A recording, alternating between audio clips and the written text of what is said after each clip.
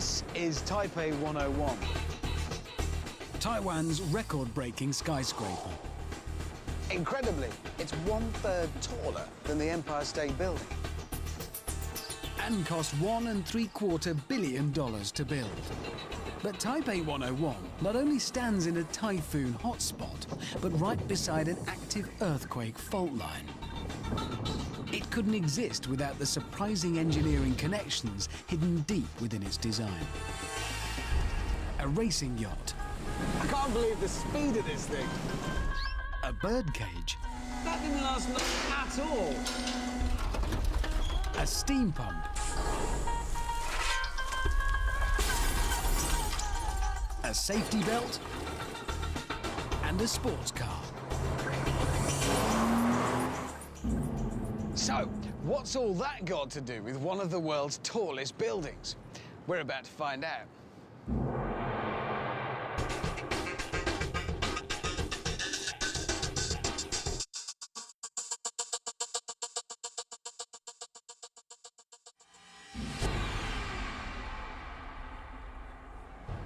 I'm on a journey to explore some of the inspirations behind Taiwan's extraordinary skyscraper. In 2004, Taipei 101 topped the record books, reaching 509 meters. Everything to do with Taipei 101 is big. Very, very big, whichever way you look at it.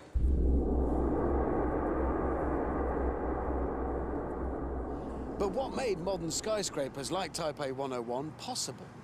Bizarrely, inspiration is thought to have come from a birdcage.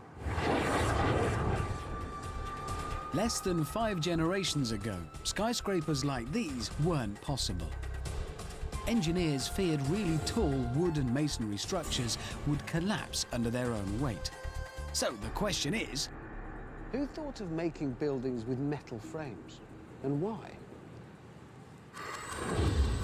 Rewind to Chicago, 1871. The city is on fire. The inferno rages for 36 hours, killing over 300 people and destroying 17,500 buildings. The ruins reveal the cause.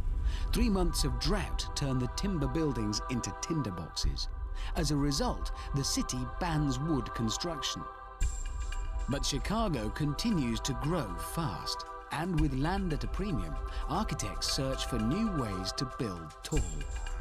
The result, an engineering epiphany for architect William LeBaron Jenney.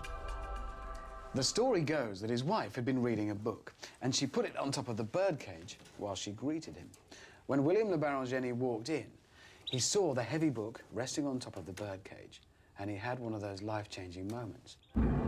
He had the idea that buildings could be built around metal cages. Today, it may seem like any bird brain could come up with the idea of building with metal frames, but Jenney's innovation was inspired. He realized that if he bolted horizontal beams to the upright columns and transferred the dead weight of the walls to a metal framework, he'd create not only a lighter structure, but one strong enough to support multiple stories, one on top of another. I want to see for myself the kind of forces that a cage braced with beams can withstand.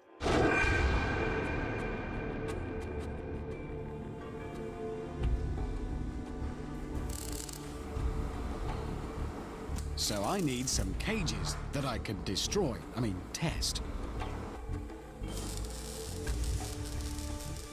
In order to find out just what a brainwave LeBaron Jenney's idea was, I've come to a workshop that has, amongst other things, a 25-ton crusher on hand. Say these represent LeBaron Jenney's columns. What I want to do is see how much vertical load they can take. That's weight to you and me. First without and then with bracing.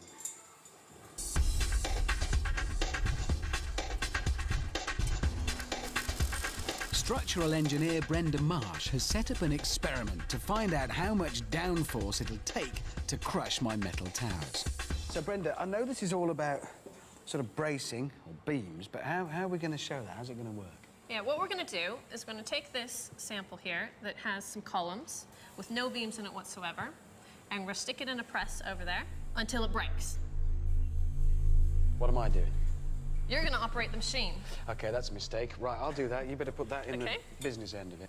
So I need to lift the ram thing up. Apparently it's this lever.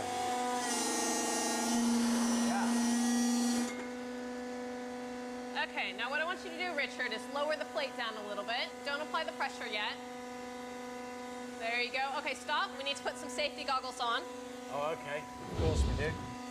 Make sure we're at a safe distance. That'll protect us. Right, so here comes your vertical loading. Okay. Applying it now. The crusher can exert 23 tons of downward force, the weight of a locomotive.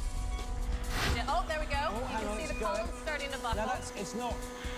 There we go. The whole thing's starting to sway now. You can It's see. completely. It's fantastic. Look at that. And that's gone. That didn't last long at all. Almost immediately, the tower gives way. And that's it. It's failed. This is what worried the early engineers, a structure like a skyscraper collapsing under its own weight. That would be bad in a building, wouldn't it? That would be very bad. We design buildings so they don't do that. Okay. Right. We're all set to do that again Yes. with structure number 2. Now, this is the new one. This is the new one. I can see yes. it's got more bits on it, but what are the key points? What makes it so special? Right. What we've done on this one is we've taken what we had in the original structure, So that's these 4 columns. these columns, yes, and we've added in some beams here. That's these. These, yes. The original structure, when it failed, the columns tended to bend outward. So what we want to do is hold those in place to stiffen up the columns. So that means they're all 4 working together then, effectively, rather than Yes. bending and bowing. Yes. Okay. We've got extra bits on as well. What are these bits? We do. What we've done is in an original building, you would have walls or something else that keep everything in place. So we're simulating that in this structure with the cross bracing. Okay, so for the purposes of this experiment, then this is the important bit, these beams across here. Can Jenny's tiny horizontal beams help the tower stand any greater downforce? Okay, here we go. You watch the structure, I'm going to keep an eye on the gauge. All right. Straight away, that's what we were on before. 20. That's twice what it took before. I can hear it creaking a little bit, Okay, I'm going but to the increase columns it. are still holding. Increasing it now. The crusher piles on the pressure. It's just like adding multiple stories to a tower as you build taller and taller. 25. That's going. Oh, there we go. Started to buckle.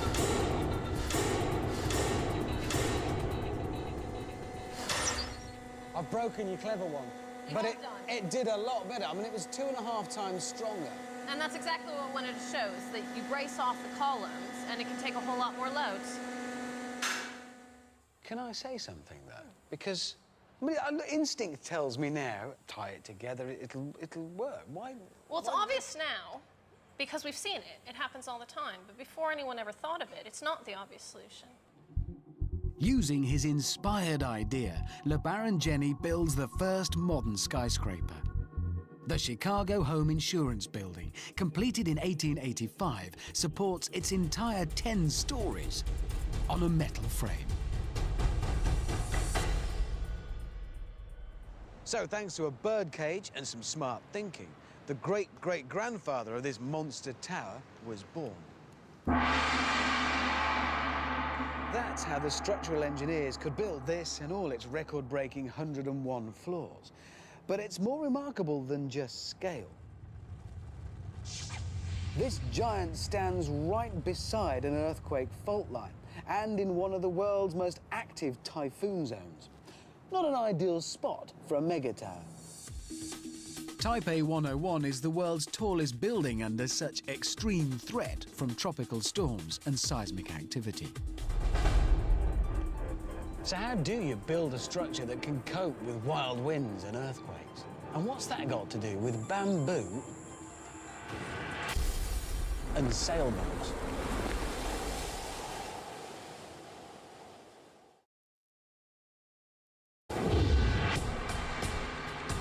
Taipei 101 stands like a beacon in Taiwan's bustling capital. But this city of over 2.5 million people sits right beside a ring of fault lines. And around once every decade, there's an earthquake. In September 1999, 2,192 were killed, 8,735 seriously injured, and 100,000 left homeless by a quake. A 12-story hotel here in Taipei City is completely destroyed. Building a 101-story skyscraper on the same fault line should be a recipe for disaster. The designers have to find a solution. Tests in earthquake simulators reveal that a building must be strong and yet flexible to avoid collapse in a quake. This is the contradiction that Taipei 101's engineers must overcome. When you build one of the tallest structures in the world in the middle of a notorious earthquake hotspot, how do you make it strong enough to stay standing, but flexible enough to withstand the potentially disastrous effects of a seismic shock? The award-winning Taiwanese architect of Taipei 101, C.P. Wang, found inspiration for his solution in nature. Specifically, his nation's long-standing connections with bamboo. But CP, what can possibly be the connection between an immense structure like Taipei 101 and bamboo? I mean, it's not made of bamboo, is it? No, it's not made of bamboo, of course, but in a lot of ways, it's like bamboo. How? I think bamboo is a plant that doesn't look very strong, but it has this nature of elastic. It may bend a little bit, but it doesn't break. Bamboo is a giant, fast-growing grass. The secret of its strength and flexibility is its internal shape. Bamboo grows in hollow, jointed sections, like a series of solid-ended tubes. These are separated by partitions that help reinforce the stem. Inspired by nature's solution, Wang designs giant steel trusses to connect across the columns at every 8th floor on Taipei 101. This bamboo-inspired design must meet strict seismic targets. The owners required Taipei 101 to withstand the most powerful earthquake expected to hit the city within a 2,500-year cycle. But nature tests C.P. Wang's design even before it's complete. In 2002, an earthquake strikes. Shockwaves tear across the island. Taipei 101 shakes violently. Anything not firmly attached crashes to the streets below.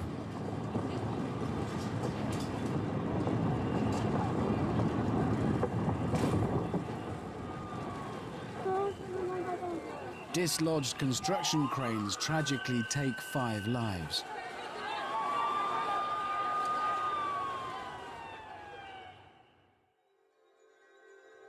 But Taipei 101 stands firm and construction resumes. 2 years later, the completed megatower is crowned the world's tallest building. But by designing a structure to withstand quakes, Wang creates a new challenge. Tall buildings sway in high winds and even risk collapse in extreme storms. And Taipei 101 is no exception. In fact, it's not just windy, it's smack bang in the middle of a typhoon hotspot. Typhoons, Asian hurricanes, can batter Taiwan 3 or 4 times a year. In 2007, 160-kilometer winds kill 9 and cause $100 million of destruction. To keep Taipei 101 standing in a superstorm, C.P. Wang turns to an engineering solution developed 3,500 years ago.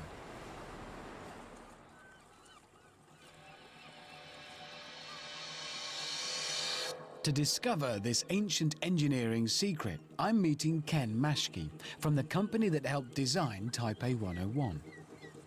Ken wants me to try sailing, but not in an ordinary sailboat.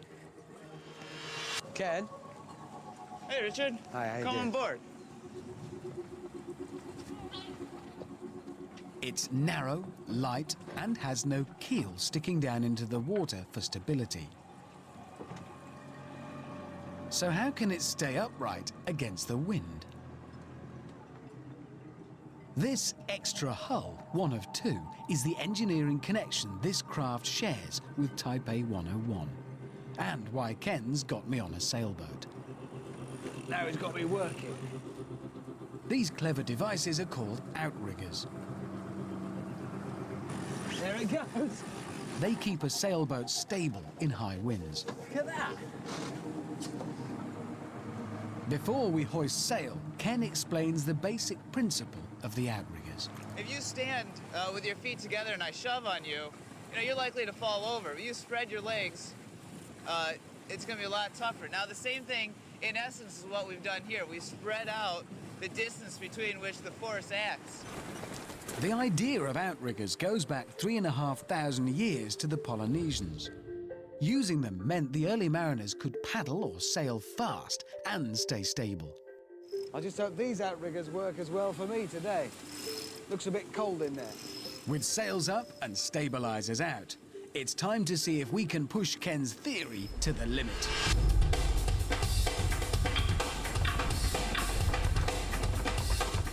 I can't believe the speed of this thing. Today, using outriggers like these, yachts can sail across the Atlantic in just 4 days. Can this go over? Yeah. Would you mind awfully if it didn't? When it works, it really works. I can see how these outriggers work on a boat, but the same theory on a building. How? The outriggers are part of the wind-resisting system, which includes a central core that's very stiff, but not stiff enough by itself. So we add these outrigger trusses to transfer force out to the exterior columns, like the pontoon that you're standing on right now. We can take the outrigger idea and apply it all the way up the building. So actually in Taipei 101, we have outriggers every 8 floors.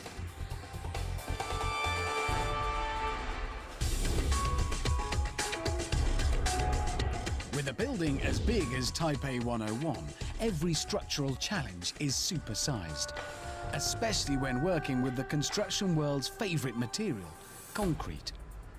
Every floor on Taipei 101, including the 101st, is concrete.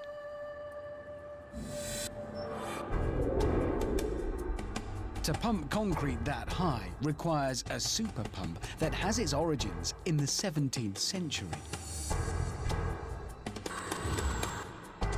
Rewind 300 years. The English mining industry is in trouble. The deep mines are flooding, and the man and horse-powered pumps available can't drain water fast enough. The mines are going under.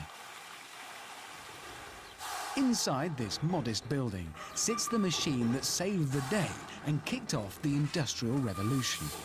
It is the result of a stroke of genius from an inventive preacher and ironmonger, Thomas Newcomen. This is Newcomen's Nodding Donkey, the first piston-powered pump. And the first really practical engine for pumping water. Newcomen's idea was to harness the power of the pressure difference created by a vacuum. He used it to move a piston. It works on the vacuum created by the steam when it's condensed. It works on the principle that steam occupies, say, this much space, but when you cool it and turn it back to water, it occupies a fraction of that space. So this, under here is the water, the tank, and under that is the heat. Heating it up in the boiler as steam up into that big cylinder, which is the piston. That pipe goes in to the bottom of the piston, sends the cold water in, that condenses the steam, and suddenly that huge volume of steam is reduced to just a tiny volume of water. And then atmospheric pressure outside on top of the piston is greater than the pressure inside, and it's got no choice. The piston has to come down, drawing the beam that way to do its work. Then it's counterbalanced, so it just pulls the piston back up to the top. More steam in, condenses it again, draws it back down. They were very clever. Throughout the rest of the 18th century, Newcomen's invention drains countless minds, helping fuel the Industrial Revolution. 24 years after his death in 1753, the first Newcomen-style pump crosses the Atlantic to begin draining a copper mine in New Jersey. Fast forward 2.5 centuries to the offspring of Newcomen's engine. These powerful piston pumps use a vacuum and mega pressures to deliver concrete skyward and into the record books. In August 2003, a world record was broken, just up there. It was the highest anyone had ever pumped concrete on a building. It had to be raised 101 floors from down there. A pipe filled with concrete this high weighs well over 13 tons, and pumping it takes technology Newcomen could only dream about. Pumping concrete is big business, and as buildings get higher, the technology to power it to the top gets more sophisticated. This is the business end of a pipe network that extended over 440 meters that way. A chain of interconnected pipes stretch to reach the high floors. On Taipei 101, the pump sits near the base of the building, and the rooftop lies 4.5 football fields above. The concrete is kept flowing by a super pump. Meet the 12-cylinder, 419 kilowatt Deutz diesel engine. This is the heart of the operation. Literally, it's the pump that keeps the construction alive. The moving parts in here made it possible to pump the concrete even to the highest floors. A column of concrete must be kept flowing, or the mix will separate, or even worse, set. To keep a constant flow, the pump operates 2 pistons. One sucks while the other blows. A simple vacuum, like Newcomen's, pulls the liquid concrete in. Then the huge diesel engine generates hydraulic pressure to push it out. It's Newcomen's ideas, just hundreds of times more pressure for a much weightier task. I want to see what kind of pressures the Taipei 101 pumping world record used. So pump specialist Phil Suri devises a pressure demo that will blast my weight in concrete.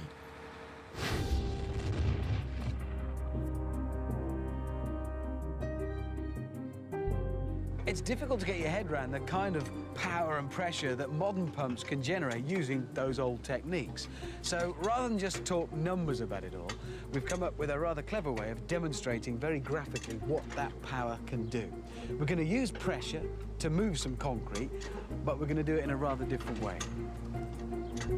Using a concrete missile as heavy as me, Phil and his team are going to demonstrate what 100 bar of pressure can do. 1 bar, named after the Greek word for weight, is about 1 kilogram per square centimetre, or roughly the atmospheric pressure all around us. I pump my car tyres to 3 times that, 3 bar, and that seems like a It's lot. a firing cable. Huh? That's a cable to fire it. That's a trigger. Right. That's That's what I said. You trip over it. well, sorry. I'm sorry. But this will give me an idea of what? Of what 100 bar of force is capable of doing. Taipei Tower, the pump that we used there was capable of 200 bar pumping pressure. This is only capable of 100 bar. So your pumps Roughly half, twice. yeah, Your right. pumps can generate twice the pressure this thing can Exactly. do. Yep. And you're just telling me that because you're proud of your pump. That's what that is. Yes, I am. Yes, you Yes, are. I am.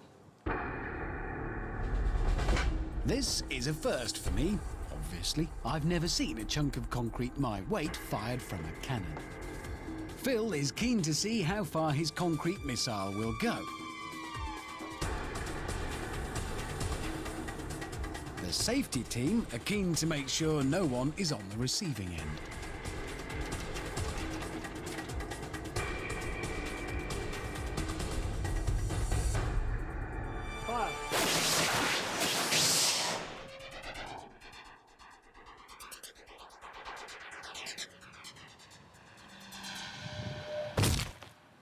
Wow. So that's half the pressure on a lump of concrete the same weight as me. Yep. That's, You're what, about 140 pounds? yeah, 64 kilos. something Okay, like 10 stone, okay. that. Have we got to go and get that thing Yeah, now? let's do it. Crikey. The launcher blasts my concrete twin well over 90 meters. The top of Taipei 101 is 4 times that distance, straight up. And the record-breaking concrete column was 220 times heavier than me. I now understand the amazing pressures Phil's pumps achieve, sending concrete to the 101st floor of the Taipei Tower. It's buried itself. It's buried itself, yeah. It's quite impressive, look at it. 106 paces.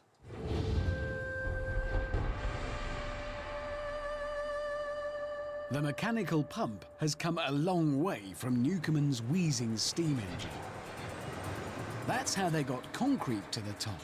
But how do you transport people to such heights safely and quickly? Which brings me to elevators and my next connection. Whatever type of transport you're using, including elevators, there's a problem with going faster. You've got to be able to stop faster too. Higher speeds mean more braking loads. More loads mean more heat. So how do you provide a braking system that can work without overheating and risking a fire? And what's that got to do with a sports car?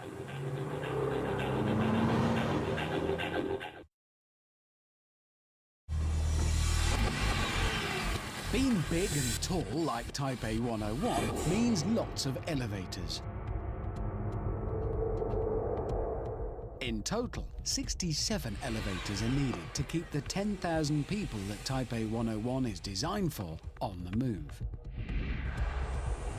34 are even double-deckers. But for tourists wanting a flying visit to the sky-high viewing gallery, these regular elevators aren't fast enough. The challenge is whisking a visitor like me directly to the 89th floor, super quick, but super safe. This is the answer. The world's most technologically advanced elevator. Well, obviously this is a model. The real thing's bigger, so you can get in it. Digitally controlled, it has a pressurized aerodynamic capsule with shake reduction and even earthquake sensing. The designers say it also goes really fast. I want to know how fast. This elevator, one of a pair, has been officially certified by the Guinness Book of World Records as the fastest elevator in the world.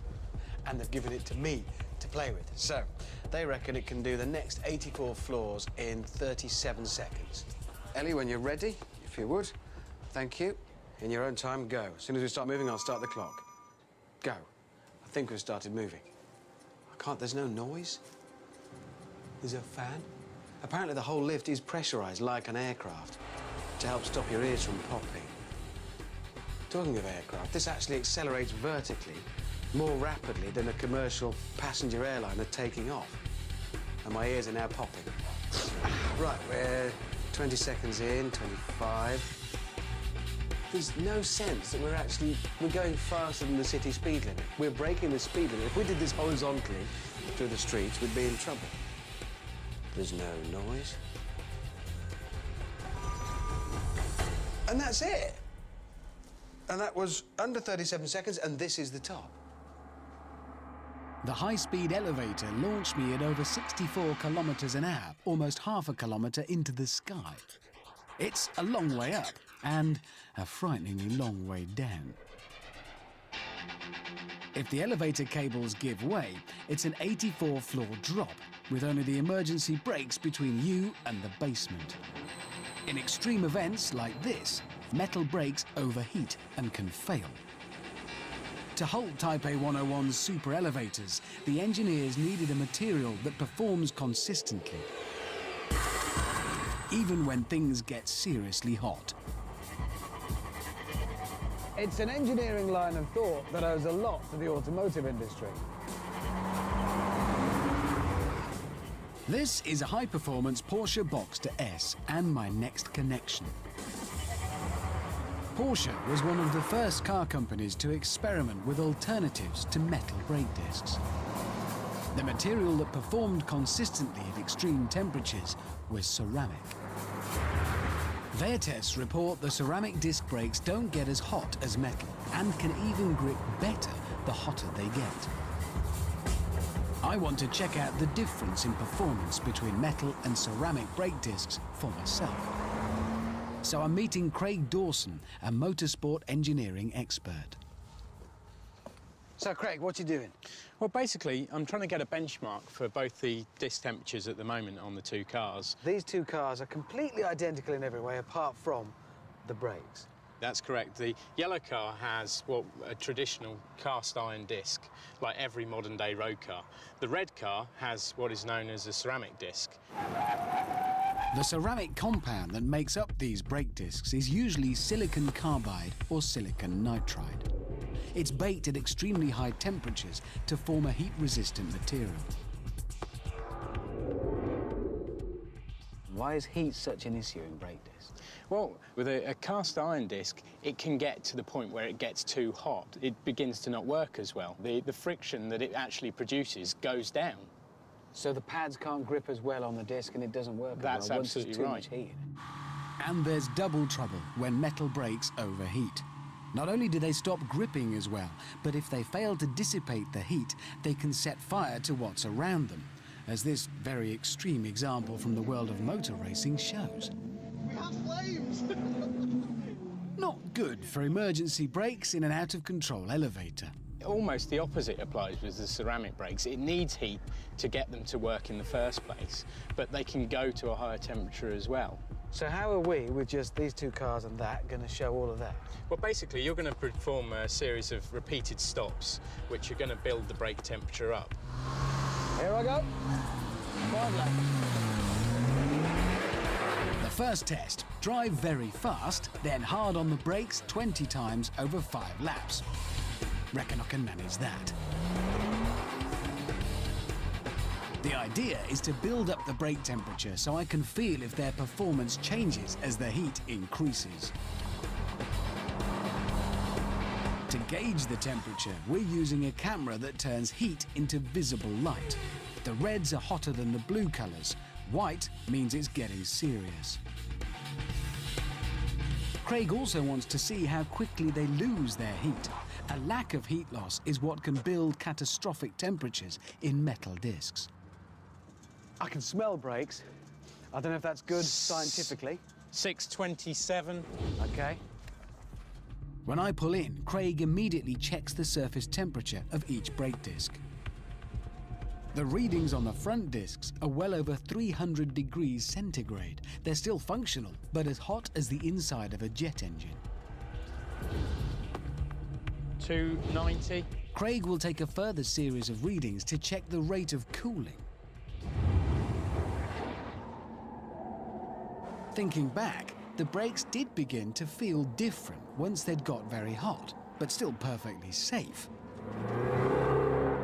Now it's time to take the ceramics for a spin.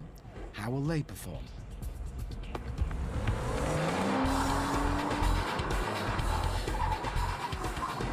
To begin with, everything seemed the same.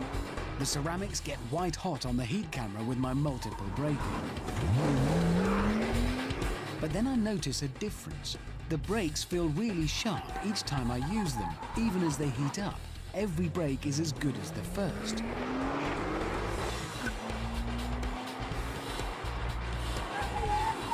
When I pull in, Craig gets an immediate result.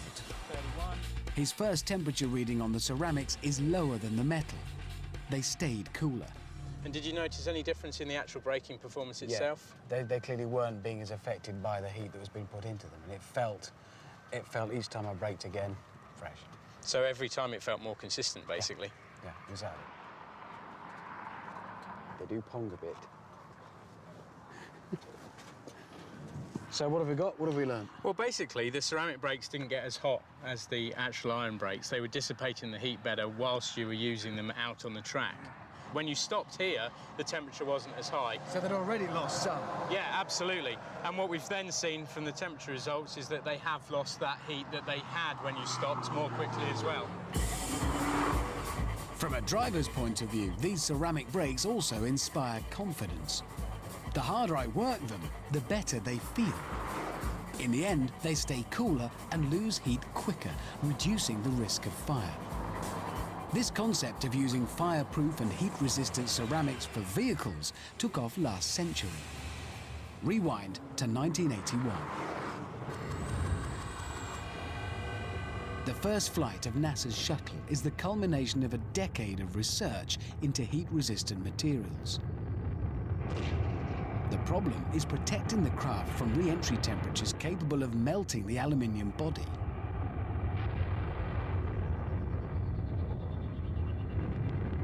Using a compound based on sand, aerospace engineers Lockheed Martin develop a new silica ceramic insulation. This forms the basis of the shuttle's heat tiles. A ceramic tile can heat to over 648 degrees centigrade on one side and stay cool enough to touch on the other. In really extreme situations, the tiles can withstand temperatures of over 1600 degrees centigrade. That's hot enough to melt rock. Heat-resistant ceramics are now well and truly proven, with their origins in rocket science and a track record in performance car brakes. On Taipei 101, they are the engineer's choice for brakes to halt a runaway high-speed elevator. This is mission control for Taipei 101, where they monitor everything and everyone. One full section just monitors all the elevators, including the state-of-the-art ceramic emergency brakes. Should the cables snap on the high-speed elevator, the emergency brakes will activate. 2 silicon nitride ceramic pads will grip a steel safety runner. The pads will withstand almost 1,000 degrees centigrade. That's as hot as molten lava. The elevator brakes will hold 22 tons, speeding at 76.5 kilometers within 40 meters, less than half a football field, thanks to ceramics. And that's what connects a sports car with stopping the fastest elevators in the world. But for me, the most surprising thing about Taipei 101 connects your car's seatbelts with stopping diners up on the 85th floor spilling their soup when the high winds hit.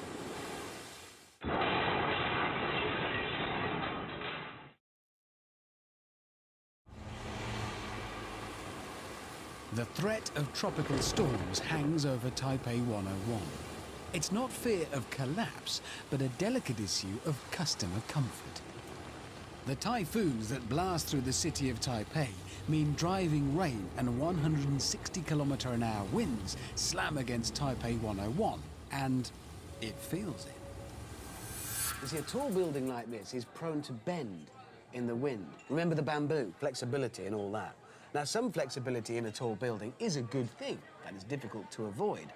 But too much, and it can give the people inside it motion sickness. When I asked the engineers what a typhoon might feel like in a tall building, they said, try eating soup on a bus. So I did.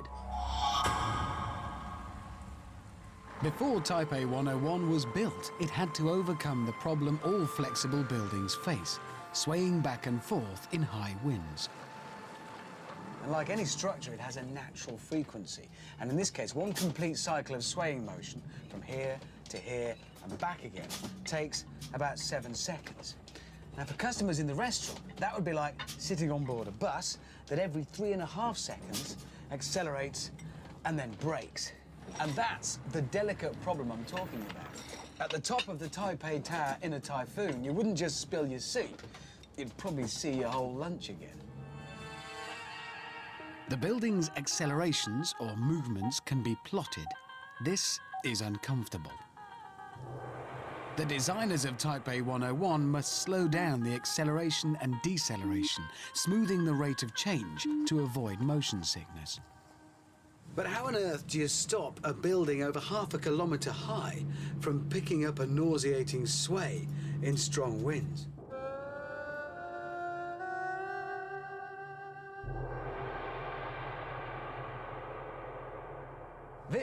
is how. The world's largest and heaviest damper, suspended between the 92nd and 87th floors on 16 huge steel cables. Heavier than 3 jumbo jets, the giant ball will swing like a pendulum. The swinging counteracts the building's sway.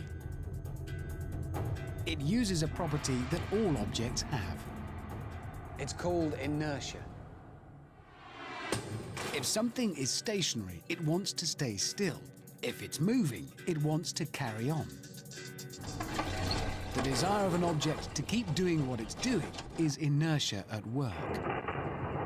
Back in the 1950s, a researcher at Cornell University encountered the destructive side of inertia. His name was Hugh de Haven. After surviving a serious air crash, de Haven was motivated to study collisions. As surprising as it may sound today, back then, the common belief was that you were better off being thrown free in a car crash. De Haven realized the damage was done as passengers fly loose and impact their surroundings, and that inertia was the culprit. But restraining them would protect them.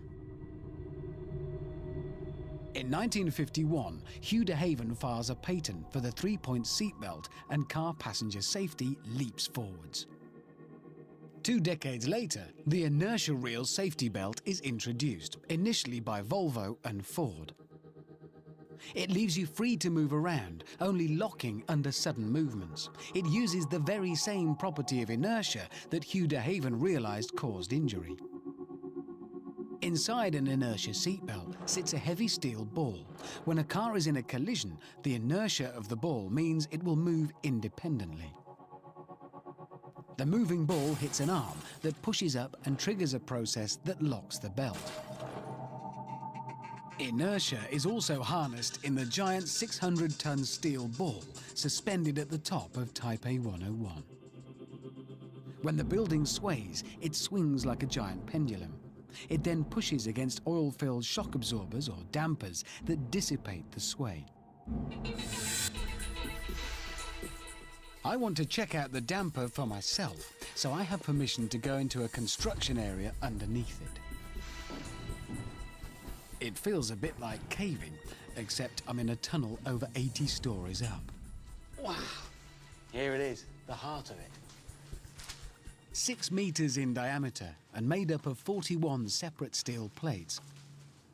Only now do I get a sense of what a radical and inspired idea it is. Suddenly, now I see it, I understand much better about how it works. This massive ball, this weight, sits here in the middle of the building, and as the building starts to move, at first the ball resists that movement. Then it starts to move, but that's where these come into play. And they're kind of like the shock absorbers on your car, only massive. And as the ball moves, these absorb the energy, they soak it up. And all of this is happening. Hundreds of tons of steel swinging about, 80, 90 stories up. C.P. Wang, the architect of Taipei 101, has his own demo of the damper at work. So I went to meet him at the top of his award-winning building. When wind hits the building really moves. Yeah. And it starts doing all that for a long time. It makes people uncomfortable working in the building. So what we have designed is this. If you would please take that down. Okay. And this is more... Replace this with this. Yeah, the purpose This is has to got a make it the ball same. in Yeah. it. This is our damper, actually the heart of the building. Wang explains his metal ball in this demonstration is in an oil-filled tube. This best represents the oil-filled shock absorbers attached to the giant damper. Okay, if so you I'll would mount that put in that there. in.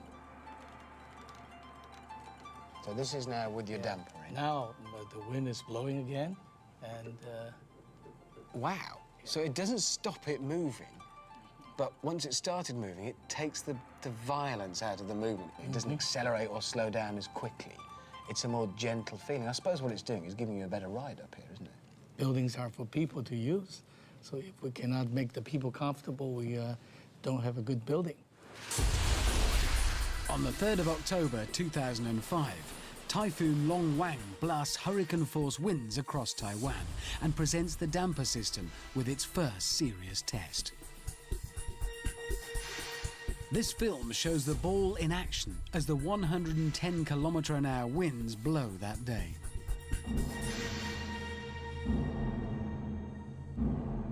As it begins to swing, the giant oil-filled cylinders take up the energy from 500 tons of swinging steel.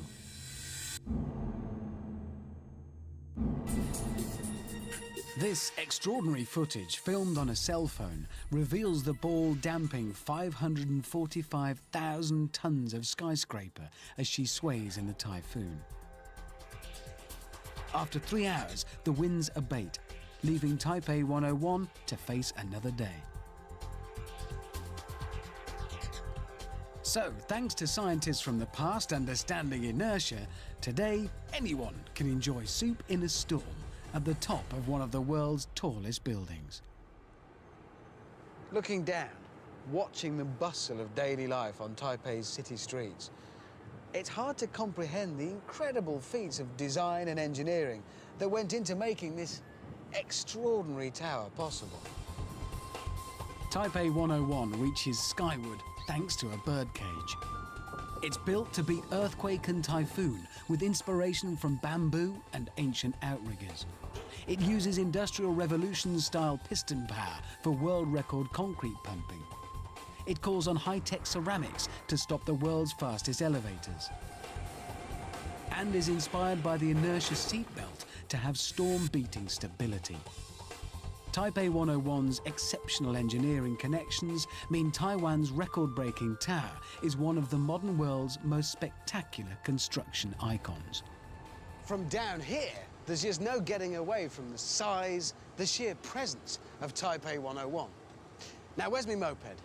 There was a grey one like that, but not, no, that's, that's, excuse me, is that, no, that's not mine. Why didn't I get a yellow one I could spot?